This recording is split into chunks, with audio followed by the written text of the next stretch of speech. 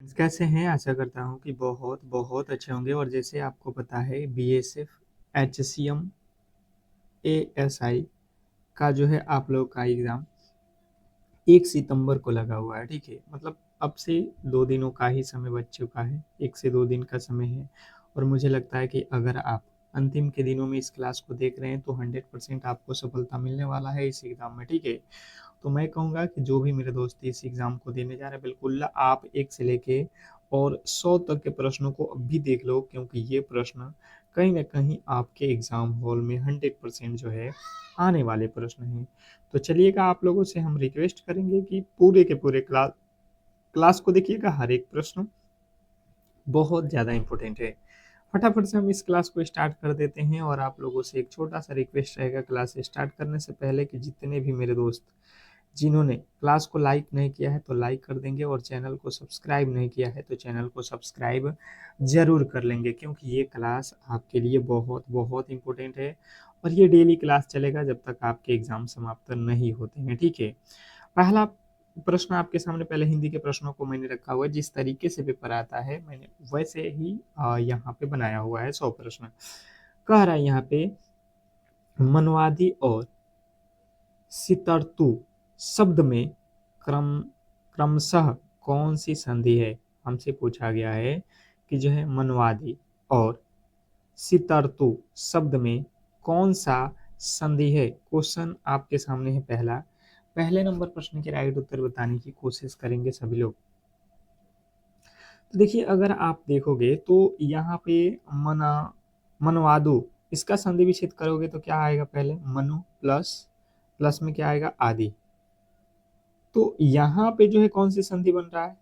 कौन सी संधि बन रहा है? यण संधि। यण संधि है, तो यण संधि आपको केवल और केवल ऑप्शन नंबर ए में दिखाई दे रहा है पहले। और यहाँ पे जो सितर्तु है, इसमें क्या हो जाएगा? गुण संधि। तो मुझे लगता है आपको क्लियर समझ में आ गया होगा। नेक्स्ट प्रश्न आपके सामने है, क्वेश्चन नंबर 2। कह रहा है, किस विकल्प में बहुब्रीहि समास का सही उदाहरण नहीं है? पूछा गया है किस विकल्प में बहुब्रीहि समास का उदाहरण नहीं है। क्वेश्चन नंबर दूसरे के जो राइट उत्तर है बताने की कोशिश करेंगे सभी लोग। क्वेश्चन नंबर 2 पे आ चुके हैं, और जितने भी मेरे दोस्त हैं जो इस क्लास को देख रहे हैं बताएंगे यहाँ पे बहुब्रीहि समास नहीं है। तो मैंने आपको बता रखा है कि बहुब्रीहि समास किसे कहा जाता है। वांगदेवी यानी कि सरस्वती। बिल्कुल, बोला जाए कुछ और, उसका मीनिंग कुछ और मिले तो वो बहुब्रीहि समास होता है, तो ये तो सही है। कटकटा यानी कि विशेष प्रकार की व्यक्ति। तो यहाँ पे आप देखोगे तो ये भी अलग ही अर्थ निकाल रहा है। यहाँ पे आप आपद मस्तक यानी सिर से पैर तक।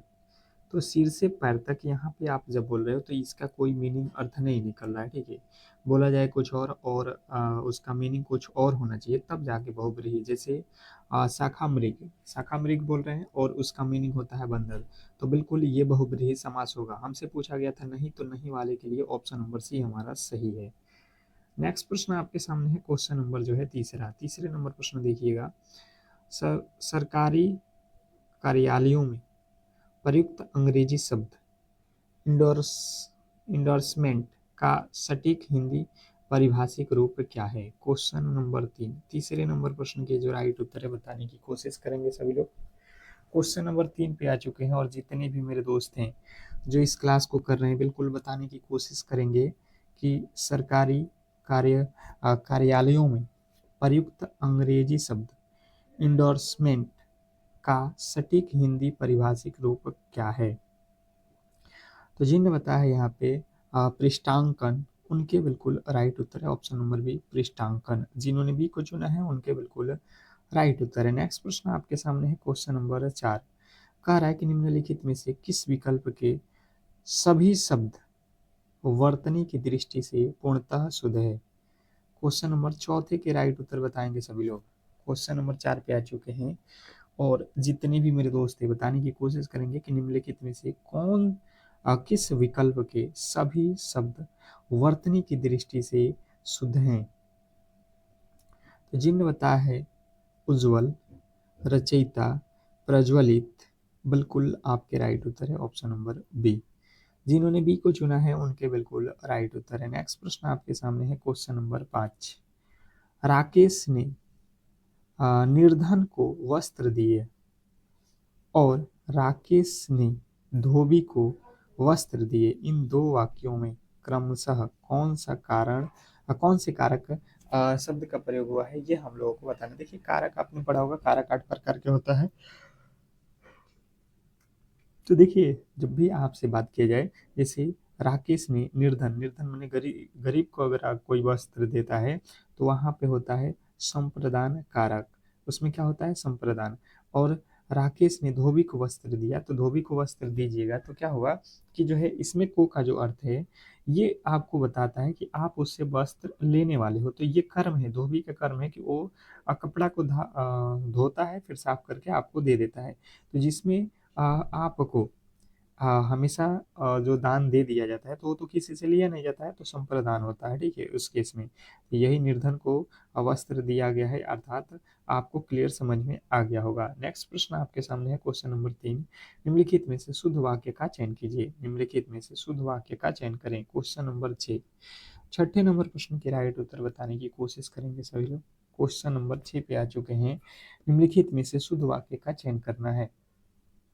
निम्नलिखित में से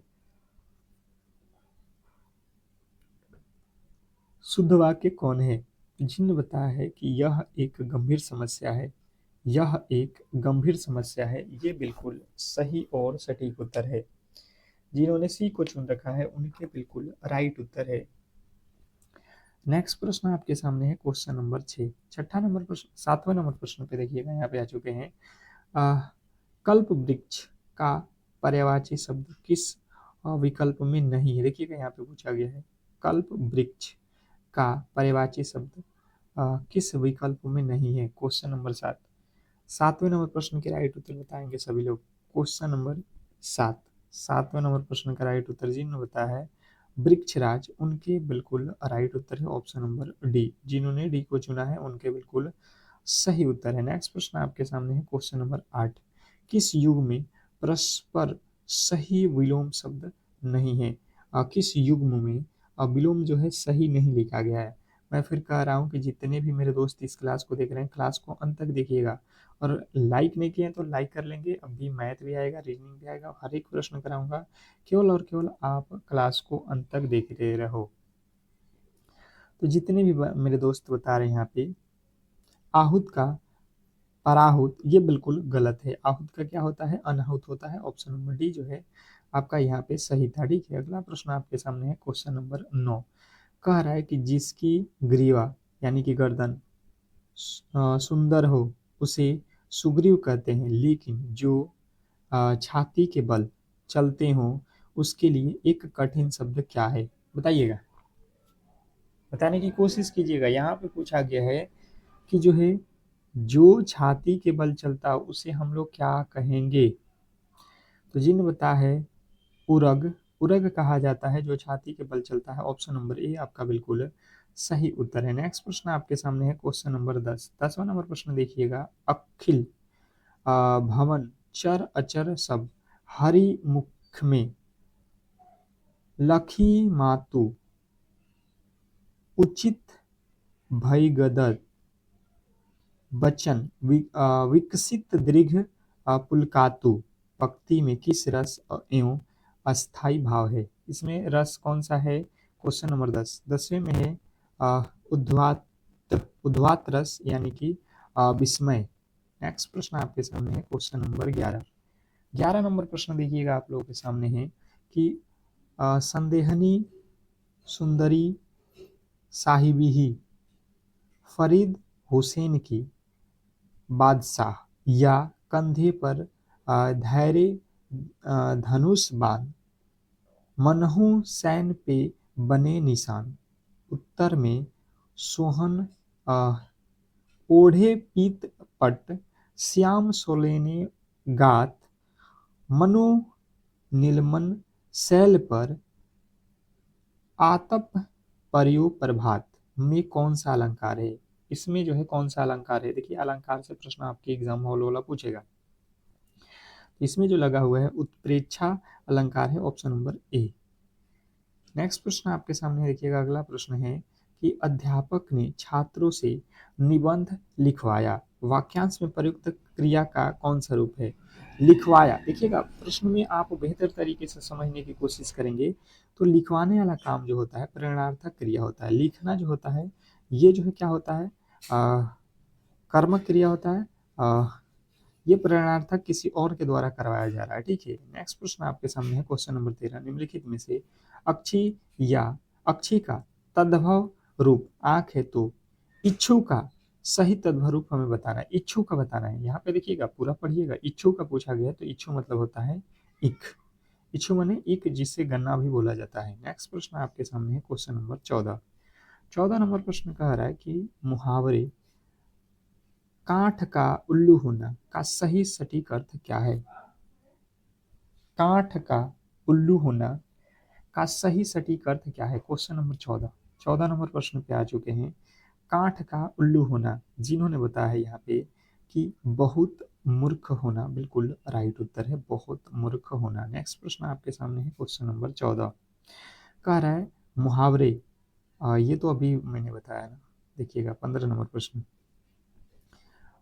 हंसुआ के ब्याह में खुरपी के गीत, लोकोक्ति का सही अर्थ क्या है? बहुत बहुत इंपॉर्टेंट है कि जो है हंसुआ के ब्याह में खुरपी का गीत, इस लोकोक्ति का अर्थ क्या होता है? बेतुकी या असंगत बात करना, बिल्कुल राइट उत्तर है। नेक्स्ट प्रश्न आपके सामने है क्वेश्चन नंबर 16।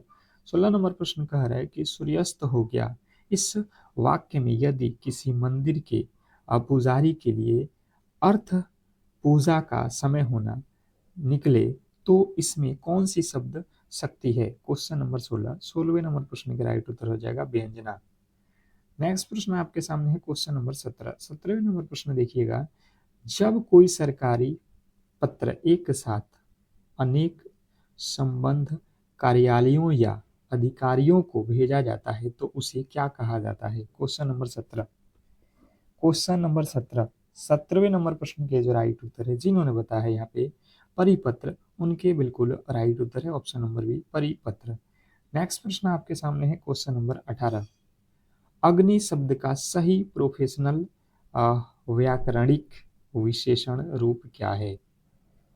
अग्नि शब्द का सही जो है प्रोफेशनल या व्याकरणी शब्द विशेषण रूप क्या है? Question number 18। 18 नंबर प्रश्न के जो राइट उत्तर है, जिन्होंने बताया है आग्नेय, आग्नेय ऑप्शन नंबर बी जो है हमारा बिल्कुल राइट उत्तर है। नेक्स्ट प्रश्न आपके सामने है क्वेश्चन नंबर 19, वह पढ़ेगा भी और लिखेगा भी, वाक्यांश में रेखांकित शब्द भी क्या दर्शाता है? इसमें जो लिखा गया है कि वह पढ़ेगा भी और लिखेगा भी, तो भी का जो है यहाँ पे क्या मतलब निकल रहा है ये आपको बताना है। तो इसका मतलब है निपात, यानी कि बदलायक अव्यय। नेक्स्ट प्रश्न आपके सामने है, अगला प्रश्न है देवनागरिक लिपि का विकास मुख्यतः किस प्राचीन लिपि में हुआ है? देवनागरिक लिपि का विकास मूल्यतः किस प्राचीन लिपि में हुआ है? Question number 20। 20वें नंबर प्रश्न का राइट उत्तर हो जाएगा ब्रह्मी लिपि, ऑप्शन नंबर बी जो है हमारा बिल्कुल सही और सटीक उत्तर है, जिन्होंने बी को चुना है। नेक्स्ट प्रश्न की ओर चलेंगे और अगला प्रश्न आपके सामने है क्वेश्चन नंबर 21। 21वां नंबर प्रश्न है कि श्रेणी में लुप्त संख्या ज्ञात कीजिए। श्रेणी में हमें जो है लुप्त संख्या बताना है, बताने की कोशिश करेंगे सभी लोग। अब देखिए रीजनिंग मैथ के प्रश्न आने वाले हैं, तो यहाँ से आपको खुद से कलम और कॉपी चलाना होगा, तो जाके आप बेहतर कर सकते हैं।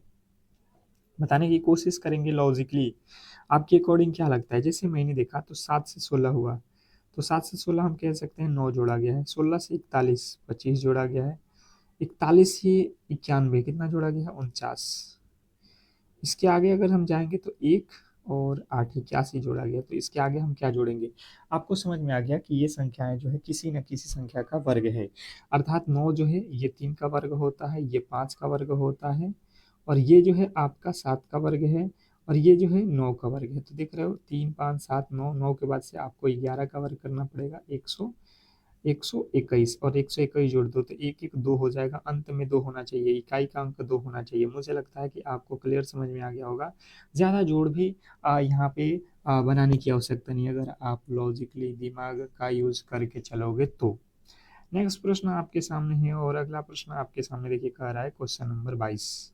किसी निश्चित कूट भाषा में यदि स्टेशन को ये लिखा जाता है तो उसी कूट भाषा में मिनिस्टर को क्या लिखा जाएगा। क्वेश्चन नंबर 32वें नंबर प्रश्न के जो राइट उत्तर है बताने की कोशिश करेंगे सभी लोग।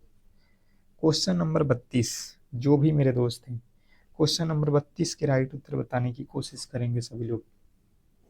क्वेश्चन नंबर सॉरी 22 है ना, 22वां का आपको बताना है। जैसे मैंने देखा एस का लिखा हुआ है यू, एस होता है ना, इस पे यू होता है, 21 पे दो जोड़ा है, टी के बाद भी यहाँ पे भी दो जोड़ा है। आपको कोड याद होना चाहिए, यहाँ पे भी दो जोड़ा गया है, यानी कि सब में दो जोड़ा गया है, हमने यहाँ पे देख लिया, हम भी दो जोड़ेंगे। एम होता है 13 2 15, आई होता है 9 2 11, एन होता है 14 2 16, आई होता है 9 2 11, यानी कि यहाँ पे आपको सटीक मिल रहा है। एस होता है 19 और 2 21, टी होता है 20 2 22, अर्थात ऑप्शन नंबर हम जाएंगे किस पे, चौथे पे। चौथा भी भाई नहीं बन रहा है, इसमें तो एन दिया गया है तो ये तो गलत हो गया। यहाँ पे क्या लिखा हुआ है, सही तो है भाई साहब, पहला यहाँ पे ही है, ये वाला सही है। यहाँ पे केवल आपको यू लिखना था, ये गलती किया था, ठीक है। चलिएगा, टाइपिंग में थोड़ा सा एरर था। अगला प्रश्न आपके सामने है।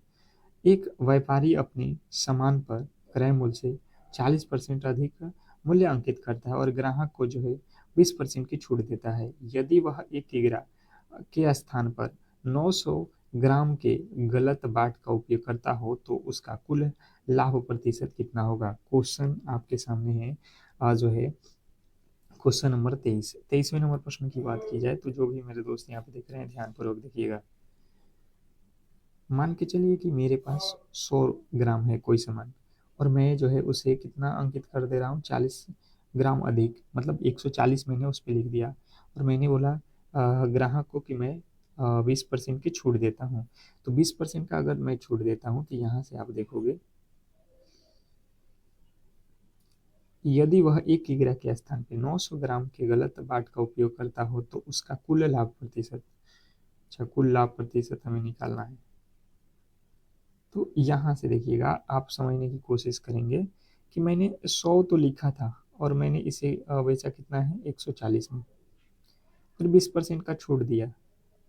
तो 20% का छूट का मतलब कितना होता है, 14 दूना 28, मतलब 112 में हमने बेचा। पर इसने कहा है कि भाई साहब यदि 1 किग्रा के स्थान पे 900, तो 1 किग्रा तो हम लिख रहे हैं, मतलब 1000 ग्राम हम बोल रहे हैं आपको दे रहे हैं, और दे रहे हैं आपको कितना 900। मतलब यहाँ पे हमने गड़बड़ी कितने की है, तो यहाँ से देखिए 2 जीरो से ये 2 जीरो काट दो, ठीक है। अब बचेगा 9 12, तो यहाँ से काटोगे तो ये हो जाएगा 3 और ये हो जाएगा 4, 4 दहा का 40, और इधर हो गया 3, 40 और 3, 3 नहीं 100 भी है, तो 100 भी है ना, ये 1 जीरो से 1 जीरो काट दो, ठीक है, 1 जीरो से 1 जीरो कट गया। कितना बच रहा है आपका, यहाँ पे 112 है ना भाई साहब, 112 है तो 3 के पहाड़े में काटा गया है तो 3 तरीका 9, और यहाँ पे कितना बचा 2, 22 हो रहा है, नहीं कट रहा है ना। यहाँ पे कितना था, एक बार लिख लेते हैं 100, और यहाँ पे था 112। इसने कहा है कि आप जो है 1 किग्रा दो, मतलब 1000 ग्राम दे रहे हैं, और दें कितना रहे 900 ग्राम, मतलब हम चोरी कर रहे हैं 100 ग्राम। ये 2 जीरो से 2 जीरो कट गया, 1 जीरो से 1 जीरो कट गया। अब यहाँ पे 2 के पहाड़े में ये कट जाएगा, 5 मर्त में 2 के पहाड़े में ये कट जाएगा, 5 6 56, ये 3 के पहाड़े में कट रहा है, 3 के पहाड़े में नहीं कट रहा है, तो ये हो जाएगा 9 पचे 45, और ये हो गया 56। 45 और 56 के बीच का अंतर देख लो कितना, 9 का लाभ हो रहा है कितना पे, 45 पे, और गुणे 100, 9 पचे 45, 20 पचे 100, कितने का लाभ हुआ, कितने का लाभ हुआ 20% का। मुझे लगता है आपको क्लियर समझ में आ गया होगा। नेक्स्ट प्रश्न आपके सामने है। अगला प्रश्न है। एक तस्वीर की ओर इशारा करते हुए रमेश ने कहा कि वह मेरे दादाजी के इकलौते बेटे की बेटी है। बेटी का बेटा है, रमेश का उस तस्वीर के लड़के से क्या संबंध है। अब देखिएगा ऐसे प्रश्नों में आपको ज़्यादातर दिक्कत होता है, तो मैंने क्या बताया हुआ है कि ब्लड रिलेशन के जब भी प्रश्न आपके सामने आता है तो आप खुद पे अप्लाई करो, जैसे इसने कहा है वैसे आप कर लो। इसने कहा कि एक तस्वीर की ओर इशारा करते हुए रमेश कहता है, आनी कि आप रमेश हो, आप कह रहे हो, ठीक है, आप अपने लो कि वह हम मेरे दादाजी, इसके कोई दादाजी हैं, दादाजी के इकलौते बेटे, तो दादाजी का इकलौता बेटा कौन होगा, आपके दादाजी का इकलौता बेटा आपके पिता की बेटी, मतलब की बेटी कौन है, आपकी बहन, का बेटा तो आपकी बहन का बेटा, यहाँ पे हो जाएगा। रमेश का उस तस्वीर वाले लड़के से, तो ये लड़के का रमेश कौन लगेगा, तो ये इसकी माँ है, और माँ का ये कौन है, भाई है, तो माँ का भाई, भाई कौन होता है, मामा। मुझे नहीं लगता है कि आप गलती करोगे कभी भी जिंदगी में, अगर आप ऐसे ट्रिक के साथ पढ़ोगे तो ये ट्रिक बहुत बहुत काम आता है। नेक्स्ट प्रश्न आपके सामने है, क्वेश्चन नंबर जो है 25वां नंबर प्रश्न देखिएगा, कह रहा है कि ए किसी कार्य को 12 दिनों में और बी जो है उसी काम को 18 दिनों में कर सकता है। वे एक साथ कार्य शुरू करते हैं, लेकिन कार्य समाप्त होने से 3 दिन पहले एक कार्य छोड़ देता है। पूरा कार्य कितने दिनों में समाप्त होगा, ये हम लोगों से पूछा गया है। बिल्कुल हम बहुत सटीक तरीके से, बहुत सरल तरीके से जाएंगे। तो हमारे पास है कोई व्यक्ति बी और कोई व्यक्ति ए भी है ना, दो व्यक्ति हैं भाई साहब। एक तो है ए, ऊपर देखो 12 दिनों में काम किया है, फिर दूसरा व्यक्ति देखो बी, ये 18 दिनों में काम किया है, तो 12 और 18 का एलसीएम ले लो, कितना आ जाएगा 36। तो 12 तिहाई 36 हो जाएगा, 18 दूना हो जाएगा 36, तो 3 और 2 5 हो जाएंगे। मतलब ए जो है एक दिन में 3 काम करता है, बी जो है एक दिन में 2 काम करता है, तो 2 और 3 जोड़ोगे तो 5 काम हो जाएगा। टोटल काम हमें कराना है 36, तो 36 में 5 से भाग देंगे तो 5 सत्ते 35, कितना हो रहा है 5 सत्ते 35, 12 3 36 और 8 18 दूना 36, ठीक तो है जी भाई, 5 सत्ते 35, 7.1 यहाँ पे भाई साहब 7.1/5 होना चाहिए, कहीं पे नहीं दिया गया, कहीं नहीं दिया गया है। इसने कहा 1 मिनट, भाई साहब इसने कहा है तो वो भी तो देखो हमने क्या क्या कर दिया, लास्ट में तो अलग ही लिखा हुआ है भाई साहब, ये भी तो पढ़ना था हमें ना। ये 36, तो ये हो गया 3 और ये हो गया 2। इसने कहा है लेकिन कार्य समाप्त होने से 3 दिन पहले, 3 दिन पहले कौन गया है, एक कार्य छोड़ देता है, तो एक कार्य 3 दिन पहले छोड़ दिया है, तो काम कौन किया होगा, बी किया होगा। तो 3 दिन बाद तक काम कौन किया है, बी, तो बी एक दिन में 2 काम करता है, 3 दिन करेगा तो 3 दूना के 6 काम कर देगा।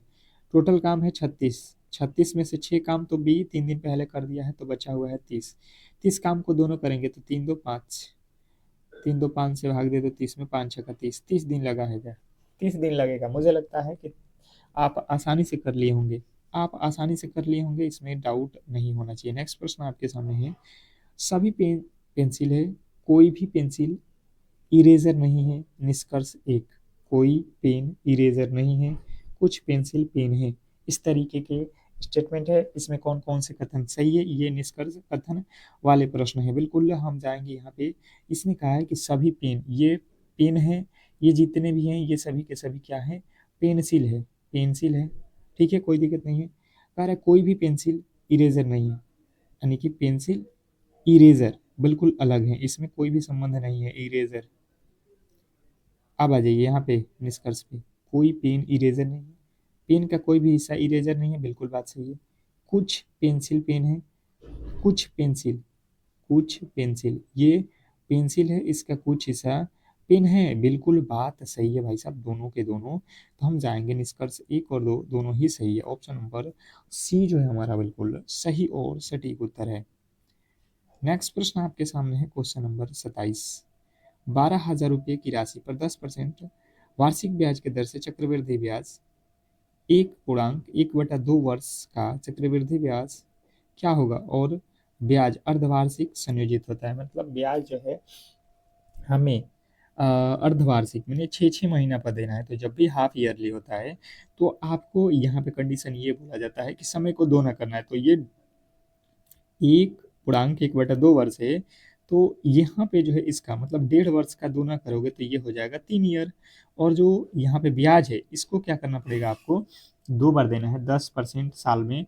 तो आप कितना कितना दोगे, 5% दोगे, मतलब दर को आधा करते हैं समय को दूना करते हैं। तो ये लॉजिक अगर आपको याद है तो बस आप लगा दो। यहाँ पे क्या होता है फॉर्मूला, चक्रवृद्धि ब्याज बराबर, पहले तो मिश्रधन निकालना पड़ेगा ना, ये होता है पी इंटू, पी का वैल्यू हमें दिया गया है 12,000, हम डायरेक्ट लिखते हैं 12,000 पी इंटू 1 प्लस आर का वैल्यू हमें मिल गया है दर 5% बट्टा 100 के पावर 3, यही तो हुआ है, बिल्कुल यही हुआ है। अब इसको बना लो आप, इसको बनाओगे तो क्या हो जाएगा, क्या होने वाला है आप देख लो। अगर आप देखोगे तो सिंपल तरीके से 100 का लघुत्तम लगो तो 100 और 5 105 हो जाएगा, यानी कि 12,000 गुणे 105/100 के पावर 3 हो जाएगा। 3 मतलब 3 बार इसको लिखना पड़ेगा। इसका क्यों कर लोगे और काटेंगे तो ये हमें मिल जाएगा कितना, ओवरऑल मिलेगा यहाँ पे हमें 13,891.5, ये हो गया मिश्रधन।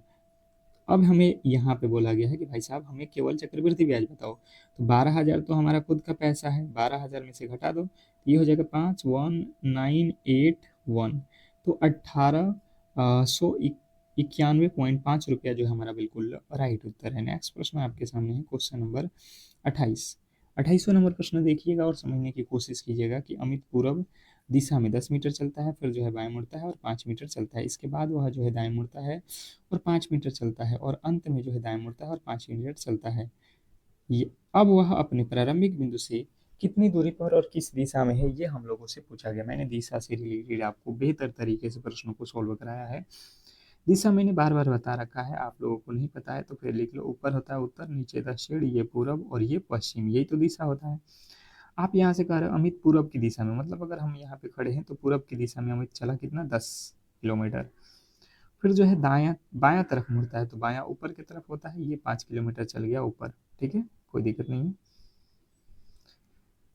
अब यहाँ से आगे चलोगे, इसके बाद वह दाहिना मुड़ता है, दाहिना साइड, तो दायां इसका ये हो गया, और फिर चलता है 5 मीटर। अब वह अंत में दाएं मुड़ता है, फिर से दाहिने तरफ मुड़ेगा, यानी कि नीचे की तरफ, और कितना चलेगा, 5 किलोमीटर। अब वह अपने प्रारंभिक बिंदु से कितनी दूरी पर है, तो देखो यहाँ से यहाँ गया, फिर यहाँ गया, फिर यहाँ गया, फिर यहाँ आ गया, तो ये ऊपर की दूरी 5 है तो नीचे वाली भी दूरी 5 हो जाएगी, तो यह 10 और ये 5, कितना टोटल ओवर हो जाएगा, 15 मीटर दूर हो जाएगा। किस दिशा में है, तो ये वाला देख लो कौन सा दिशा है, पूरब, 15 किलोमीटर पूरब। मुझे नहीं लगता है कि किसी भी एंगल से किसी तरीके के आप गलती करने वाले हो ऐसे प्रश्नों में। नेक्स्ट प्रश्न आपके सामने है क्वेश्चन नंबर 29। कह रहा है आपके सामने कि दो संख्याओं का अनुपात यहाँ पे दिया गया, यदि प्रत्येक संख्या में 6 जोड़ दिया जाए तो नई संख्या ये हो जाती है, तो संख्या के बीच का अंतर, संख्याओं के बीच का अंतर हमें निकालना, बिल्कुल बिल्कुल सिंपल तरीका है। आप संख्या मान लो, अनुपात में दिया गया है तो 3x/4x, अनुपात का मतलब होता है बेटा, मैंने दोनों में ओवरऑल बोला गया है कि दोनों में 6 जोड़ दोगे तो ये हो जाएगा 4/5, बिल्कुल आसान है। आप तिरछा तिरछी कर लो, गुणा कर लो, 5 का गुणा ऊपर हो जाएगा 3×5 = 15x, और 5×6 हो जाएगा 30, फिर इधर गुणा करोगे तो 4×4 = 16x और 4×6 = 24, ये तो बिल्कुल आपको समझ में आ रहा होगा। अब क्या करो, ये 24 को इधर लाओगे तो 30 में से 24 जाएगा 6, और ये 15 इधर जाएगा तो 16 में से 15 जाएगा x, यानी कि x का वैल्यू आ गया 6। इसने कहा है इन दोनों संख्याओं के बीच का अंतर, तो दोनों संख्या हमारे पास 4 और 3 के बीच का अंतर क्या होता है, 1 होता है, तो x का वैल्यू 6 आया है, बिल्कुल यही हमारा बिल्कुल राइट उत्तर है, ऑप्शन नंबर बी। जिन्होंने बी को चुना है उनके बिल्कुल राइट उत्तर है, इसमें कहीं से किसी तरीके का डाउट नहीं होना चाहिए। नेक्स्ट प्रश्न आपके सामने है क्वेश्चन नंबर 30। 30वां नंबर प्रश्न एनोलॉजी का प्रश्न है कि जिस प्रकार अदालत का संबंध न्याय से है उसी प्रकार विद्यालय का संबंध किससे है। मुझे लगता है कि सभी लोग बता सकते हैं इस प्रश्न के राइट उत्तर, कि जिस प्रकार अदालत का संबंध जो है न्याय से है, तो अदालत में किस लिए जाते हो आप लोग, न्याय के लिए, तो विद्यालय में किस लिए जाते हो आप लोग, ये तो मुझे लगता है कि सभी लोग आसानी से बता सकते हैं कि अगर कोई अदालत में जा रहा है तो उसको क्या है, न्याय चाहिए। तो कोई विद्यालय में जा रहा है तो उसे क्या चाहिए? शिक्षा चाहिए। ऑप्शन नंबर बी जो है हमारा बिल्कुल सही और सटीक उत्तर है। इसमें कहीं से किसी तरीके के डाउट नहीं होना चाहिए। नेक्स्ट प्रश्न आपके सामने है, क्वेश्चन नंबर 31 कह रहा है कि 180 मीटर लंबी एक रेलगाड़ी 54 किलोमीटर प्रति घंटे की गति से चल रही है। वह एक 120 मीटर लंबे प्लेटफॉर्म को कितने समय में पार करेगी? तो देखिए, प्लेटफॉर्म को जब पार करना है तो ट्रेन अगर चल रही है तो ट्रेन खुद की दूरी को ही पार करेगी, तो दूरी जो है जुड़ जाता है। ये ट्रेन की और प्लेटफॉर्म की दोनों जोड़ना पड़ेगा। तो ये 180 और 120 कितना हो जाएगा? ये हो जाएगा आपका टोटल दूरी 300। और हमें निकालना है समय, तो समय बराबर होता है दूरी बटा चाल। चाल कितना दिया है? 54 किलोमीटर पर घंटा। ये किलोमीटर पर घंटा और ये मीटर पर सेकेंड में है, तो इसको हमें मीटर पर सेकेंड में लाने के लिए 5/18 से गुणा करना पड़ेगा। 18 तिया 54, ये हो जाएगा 3 दहा के 30, 100। फिर 100 में 5 से 5, 20 25 100, 20 सेकेंड का समय लगेगा इस ट्रेन को प्लेटफॉर्म को पार करने में। तो मुझे लगता है कि आप लोगों को ये सारे के सारे प्रश्न अच्छे तरीके से समझ में आ गए होंगे। और ये क्लास जो है, जो भी प्रश्न इस क्लास में बचे हुए हैं, हम लोग इसके जो बचे हुए प्रश्न हैं उसको हम लोग जस्ट इसके बाद वाले क्लास में करने वाले हैं। तो बिल्कुल जितने भी मेरे दोस्त हैं जो इस क्लास को देख रहे हैं, बिल्कुल क्लास को लाइक कर लो, चैनल को सब्सक्राइब कर लो, ताकि हर एक क्लास की जो नोटिफिकेशन है सबसे पहले आप तक पहुंचे। ठीक है, मिलते हैं हम लोग अगले क्लास में, तब तक के लिए धन्यवाद।